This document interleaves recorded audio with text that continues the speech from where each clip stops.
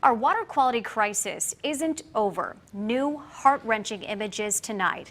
A boater spotted this dead dolphin floating in the water near St. James City this morning. And on the Sanibel Causeway, more dead fish washed up this afternoon, but other areas of the island are looking better. So does that mean it's safe to get into the water this weekend?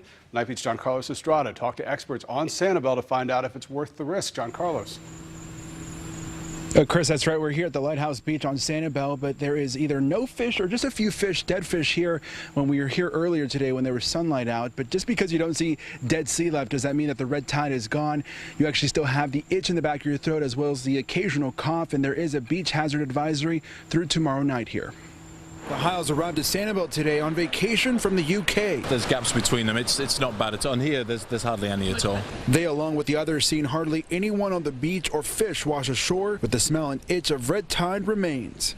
The smell's quite revolting at times around the corner. It's not as bad here on this stretch of beach. The view from the Week News drone shows clear beaches too. Just last week, piles of fish here on Sanibel, and total 3 million pounds of fish collected off Southwest Florida beaches. But that's got some scientists worried. Dead zone is probably pretty accurate, but right, that's about as close of a term as I could think of. Dr. Rick Bartleson with the Sanibel Captiva Conservation Foundation Lab says high concentrations of the bacteria that make red tide happen are still here. We still have levels of Crennia brevis that are high enough to cause plenty of toxin to kill fish, but we probably have a lot fewer fish out there to kill right now than we had before.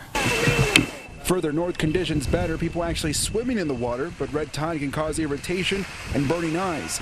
And if there's dead sea life, it's advised you get out.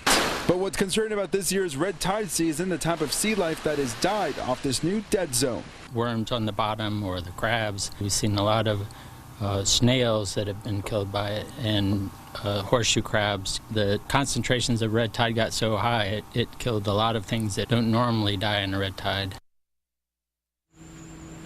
And there is some good news that came out of my conversation with Dr. Bartleson. He actually says some of the samples here off of Lighthouse Beach on Sanibel have come back where the red tide cells are either smaller or they've actually died. He says that is a good sign because when we see that, we could possibly be entering the end of red tide season. But of course, he has to go through more samples to see if that is a conclusive thought. On the Night Beat, John-Carlos Estrada, Wink News Now.